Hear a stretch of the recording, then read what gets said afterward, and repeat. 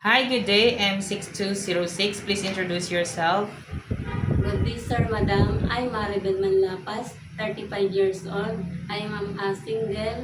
I don't have a kids. I am a college graduate but with the degree of Bachelor Secondary Education. I have an experience as a domestic helper here in the Philippines for 3 years and 9 months. I serve 4 person, 1 couple, and 2 children, age 1 year old and 4 years old. My main duties are cooking, dishwashing, washing their clothes, um, mopping the floor. Okay, on your second employer, tell me about your experience. I have another experience for last employer. Um, One couple, I served one couple and Only a couple. only a couple. Okay, other duties that you are doing on their house. My main duties are cooking, clean the house, cleaning the house, washing their clothes, ironing, marketing, Okay. And also they have a pets, right? What kind of pets they have? the pigs, cat, and bird. Okay. One cat and bird. One cat and one bird. So you are the one who took care of the bird and the cat, right? Yes. Okay. So since I saw that you don't have any experience taking care of a newborn, but you have also taken care of a 1-year-old baby, right? So you know how to prepare a milk for a baby. Yes, sir. Okay, if the baby is crying, what will you do? By preparing their giving their milk and checking the body temperature, patting a little bit their tummies, Okay. and changing the diaper. Okay, if the baby doesn't stop to cry after you did all of your best, what will you do?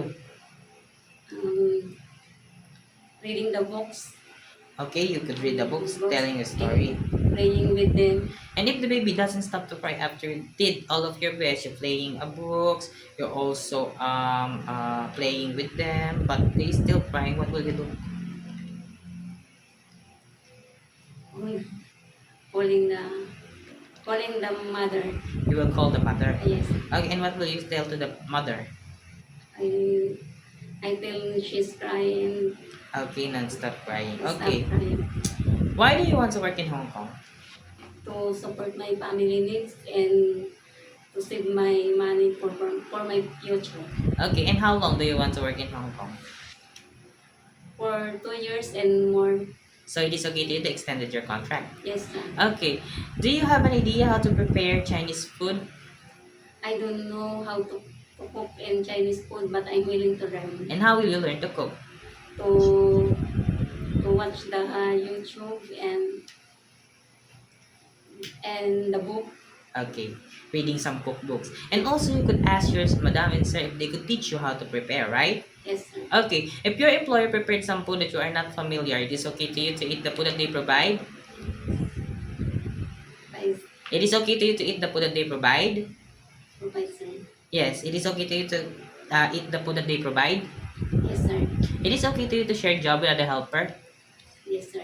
It is okay to you to share room with kids? Yes, sir. It is okay to you to work on Sunday or in holiday setup? Yes, sir. How about taking care of pets? Yes, sir. Taking care of elderly, it is okay with you? Yes, sir. But I'm willing to. You are willing to learn. Okay, if one of your employer's family don't know how to speak English, it is okay to you to learn their language? Yes, sir. Okay, my last question is, what will be your message for your future employer?